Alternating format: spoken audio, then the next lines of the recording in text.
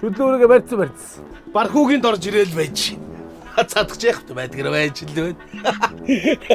Өө нэг чинь тусчгүй.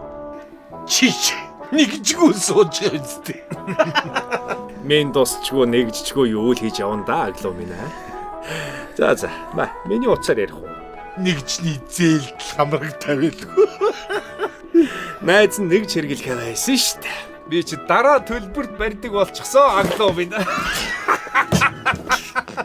За ингэж эхэлтий. 50 байл да миний найз. Чи ч гэсэн дараа төлбөрт болох боломжтой. Чи яаж дараа төлбөрт болсон юм? Дараа төлбөрт болгоход чинь мөнгө хэрэггүй штэ. Энэ G-Mobile-ийн дараа төлбөртийг нэг сар үнэгүй ашиглаж болдог болчихсон байна. Дараа төлбөрт Enjoy гэж үйлчилгээ байна. Ийм олон багцуудтай. Энэ ч нэсэн сонгол хэрэглэнэ. Нэгж дуусна гэж аахгүй. Дата дуусна чиж байхгүй. Санаа амар байна. Оо найз.